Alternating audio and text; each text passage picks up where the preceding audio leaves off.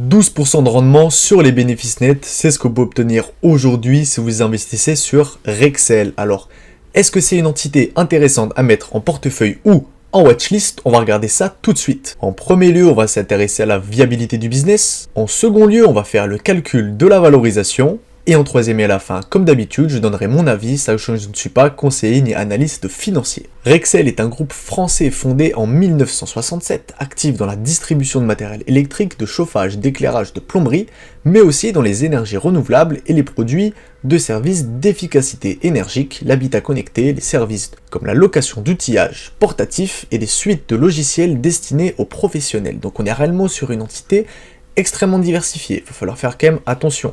Plus on est diversifié, moins on est concentré, plus nos marges sont dispersées. Faut aller faire attention. Ensuite, on voit qu'elle a été créée de base, comme la plupart des compagnies françaises, de base c'était des entreprises publiques qui ensuite, scindées, compagnie de distribution de matériel électrique, elle s'appelait. Voilà, donc elle vient de 4 sociétés, Revinmex, Facen, Sotel, Liénard, Soval. Ensuite, le groupe Pinot, donc Kering si vous préférez aujourd'hui, acquiert donc cette entreprise en 1990 et devient le principal actionnaire. La filiale de distribution de matériel électrique représente 33% du chiffre d'affaires du groupe Pinot. Donc ensuite, depuis 2005, le groupe PPR, Pinot Printemps Redoute, devenu Kering, annonce la filiale de la section Rexel en 2005. Et donc aujourd'hui, elle a fait beaucoup d'acquisitions, elle a cédé ses activités en Amérique latine, elle a cédé une activité de service. Lors de la crise de Covid-19, elle enregistre une perte nette de 260 millions d'euros. En février, le groupe acquiert des activités de sociétés canadiennes. Donc en fait, ce qu'il faut vraiment se rendre compte, c'est qu'on est sur une entité qui continue une diversification très importante. L'activité, aujourd'hui, ce qu'elle fait encore, elle fournit le matériel pour l'installation et l'utilisation de l'électricité, principalement dans les bâtiments résidentiels, tertiaires et industriels. Donc on reste dans tout ce qui touche à l'humain. Le groupe est également positionné sur les projets d'infrastructures industrielles, mines, centrales électriques et gaz naturel, donc elle est présente partout. Ça c'est un très bon point. Maintenant à savoir, est-ce qu'il y a d'autres entreprises qui sont cotées sur ce niveau-là ou pas, ou est-ce que par exemple EDF va pouvoir pratiquer ce même genre d'opération? Les produits commercialisés par Rexel concernent notamment des circuits électroniques, moyenne tension dans le bâtiment. Est-ce qu'on pourrait le comparer à Legrand par exemple? Legrand qui est beaucoup plus important, qui a beaucoup plus de références. Donc est-ce que c'est un concurrent direct ou pas? On va aller comprendre ça. On va aller chercher les chiffres maintenant qu'on a un petit peu compris qu'est-ce qu'elle faisait. Donc on est réellement dans la distribution. Est-ce qu'elle-même elle a des produits en propre? Je ne sais pas. C'est des informations qu'il faut aller voir. Ça n'a pas l'air d'être le cas. En tout cas, ici, on voit surtout qu'elle commercialise des appareils électroniques. On le voit ici, dans le cadre de son activité de distribution, elle propose diverses formes de services, conseils et ventes de logistique. On va aller regarder le compte de résultats. On a un chiffre d'affaires de 2017 à 2019 qui progresse, ma foi, tout à fait respectablement. On a un profit brut qui lui aussi continue à croître, c'est extrêmement bon, et un bénéfice d'exploitation qui fait plus de x2 en l'espace de 6 ans. Donc c'est une très bonne nouvelle pour cette entreprise. On voit qu'il y a des dépenses d'exploitation de plus en plus faibles. Il n'y a évidemment pas de recherche et développement puisqu'on est seulement un distributeur.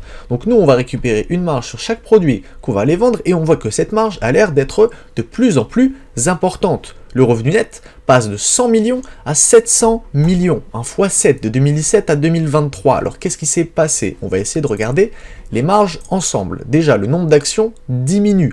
Donc on est sur une bonne idée à peu près sur comment est-ce que l'entreprise se comporte. On voit à peu près une marge brute qui passe de 23 à 23, on l'avait vu, une marge opérationnelle de 4,34 à 6,59, donc nos dépenses opérationnelles diminuent par rapport à notre chiffre d'affaires. Les marges EBITDA augmentent, c'est-à-dire que effectivement on est de plus en plus efficient et donc nos marges nettes augmentent. Par de même, pourquoi? Peut-être parce qu'on n'a pas beaucoup de dettes, peut-être parce qu'on la rembourse, effectivement. On va aller regarder ça un peu plus loin. Rendement du capital investi qui devient assez important. Retour sur l'equity qui passe à 18 et à 14. Donc c'est extrêmement bon pour ce genre d'entité. Maintenant, on va aller ensemble regarder qu'est-ce qui compose le bilan. On a une equity à 5,5 milliards. On a quand même une dette nette à 3,27, c'est-à-dire qu'on a assez peu de liquidité, mais si on regarde qu'est-ce qu'on trouve dans nos actifs, on voit qu'on a 5 milliards d'immobilisation incorporelle. Sachant que le retour sur equity prend en compte cette immobilisation incorporelle, on arrive tout de même aujourd'hui à 14%. Rendez-vous compte, 14% donc sur 5,5 milliards, ça donne à peu près 700 millions de revenu net. C'est tout à fait respectable pour une entreprise aussi grosse, surtout avec une dette totale de 4 milliards, parce que dans l'equity, on prend en compte la dette. Et pas seulement la dette, les dettes fournisseurs, etc. Vous savez comment est construit un equity. On va aller maintenant regarder le cash flow.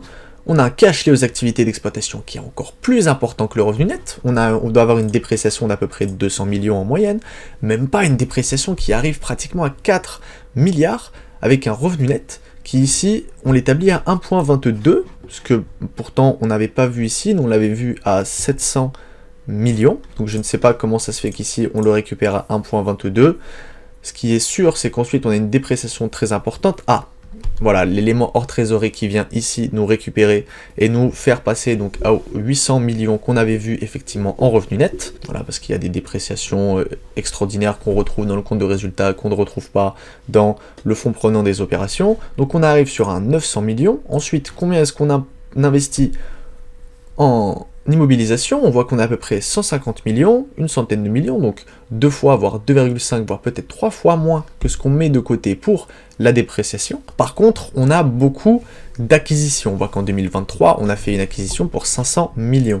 Comment on a fait cette acquisition? On l'a fait avec de la dette. On a émis 500 millions de dettes. Avec le reste du cash que l'on possède, on a racheté massivement des actions et on a versé un dividende extrêmement croissant, 362 millions. Après, est-ce qu'on avait les moyens? Oui, vous voyez que sur 940 millions, sachant que on a un fonds de roulement qui était négatif, si on regarde ici, on a dépenses d'investissement de 150 millions, ce qui fait qu'il nous reste à peu près 700 millions. Sur les 700 millions, qu'est-ce qu'on fait? On va aller verser un dividende qui correspond à la moitié, donc il nous reste 350 millions, on va verser 131 millions, donc on se rajoute 200 ou 300 millions dans la trésorerie. On voit qu'ici, ensuite on a effectivement émis de la dette et en plus on a racheté une entreprise. Mais donc vous voyez qu'elle a l'air d'être extrêmement profitable cette entreprise. Maintenant qu'on regarde un petit peu les ratios cours-bénéfices, on voit qu'effectivement il y a des fois où elle se valorisait quand même assez chèrement ses bénéfices. On voit qu'en ce moment, c'est pas le cas. On voit qu'il y a même eu un moment, vous voyez qu'ici en moyenne, on s'est quand même valorisé à un moment à 6 fois, 5 fois les bénéfices. Et quand on regarde le ratio prix-flux de trésorerie, parce que ici on a vu un free cash flow de 780 millions, comme on l'avait vu effectivement avant qu'on achète une entreprise et avant qu'on verse un dividende, etc. 780 millions, c'est extrêmement bon pour ce genre d'entreprise à une CAPI de 7,5, c'est-à-dire que vous avez un rendement sur les free cash flow de 10%. Ensuite, comment matérialiser ce rendement? On vous donne 5% en dividende, c'est ce que je vois ici, voilà, rendement du dividende 4,77, on vous donne 5% en dividende, on vous donne 2% en rachat d'actions, et le reste, on va aller le mettre en liquidité, ou on va aller faire de l'achat de business. Donc Rexel, aujourd'hui, semble être, même à ce prix-là, encore intéressant aujourd'hui. Voyons qu'est-ce que pensent les analystes. Ils pensent qu'il y aurait une augmentation du bénéfice, plutôt de manière stable et assez basse, c'est-à-dire qu'on comprend peut-être pourquoi est-ce que le ratio cours-bénéfice est assez faible aujourd'hui, parce qu'il n'y a pas, peut-être pas ou peu de croissance supplémentaire dans les prochaines années. En tout cas, aujourd'hui, l'entreprise a l'air de s'en sortir extrêmement bien. Elle est assez faiblement valorisée. Je pense qu'il faut aller peut-être un petit peu aller creuser au niveau de Rexel. Ça a l'air d'être une très bonne entité. En plus, on peut l'acheter sur le PEA.